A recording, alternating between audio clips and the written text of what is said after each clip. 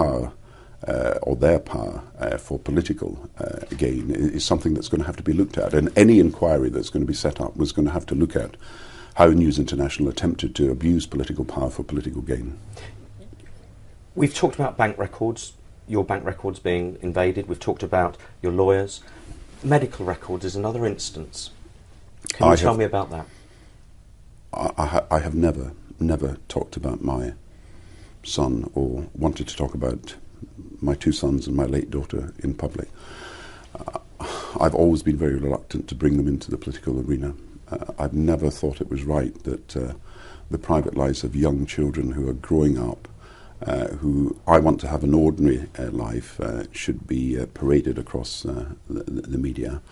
I've always sought to keep them from the glare of publicity, and I think the record will show that that is exactly what I did at Downing Street, despite people wanting to have all sorts of stories about their private life and the family's private life.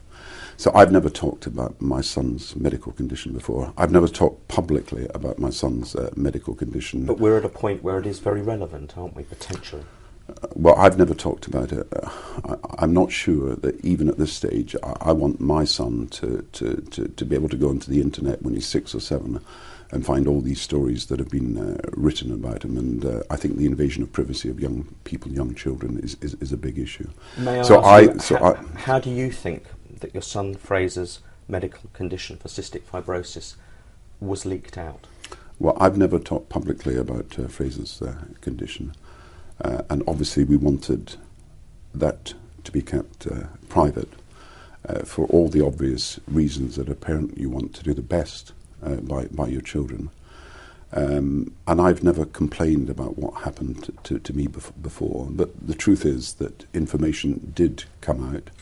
I was approached by the Sun newspaper. They told me they had this story about Fraser's medical condition. And that they were going to run this story. How did that affect you as a father? In tears. Your son is now going to be broadcast across the media. Sarah and I are incredibly upset about it. We're thinking about his long-term future. We're thinking about our family. But there's nothing that you can do about it. You're in public life, and this story appears.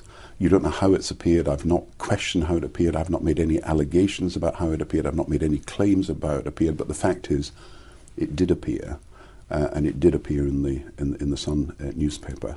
And I think it was Rebecca Brooks who phoned. Am I right? We were told by the Sun and Rebecca Wade at the time. Rebecca Brooks now was involved. The problem that I have is that if this is a policy of newspapers in this country, that they're going to write about the medical conditions of young children, then you've got to ask yourselves, where are they getting this information from? And I have never made any claims. I'm not making any claims today. I've never wanted to talk about it. I've never raised it in the public arena. I don't really want these matters to be public matters that are about the private lives of a young child. The Sun say they got it legitimately. They say they got that information legitimately. Well, they will have to explain themselves. I can't think of any way that the medical condition of a child can be put into the public arena legitimately unless the doctor makes a statement or the family makes a statement. But they will have to explain themselves. But the issue for me is this. I've never wanted to talk about my son's medical condition. I've never wanted to raise questions about it. It is in the public arena now, and I understand it. I make no claims, but the fact of the matter is that I had my bank accounts broken into.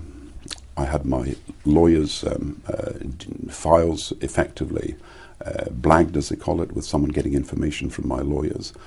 My tax returns went missing at one point. Medical records have been broken into.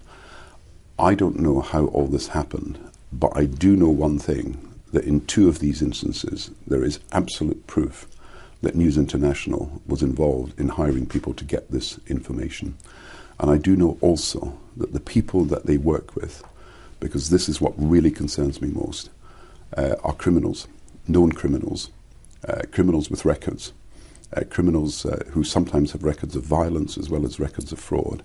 and these links with the criminal underworld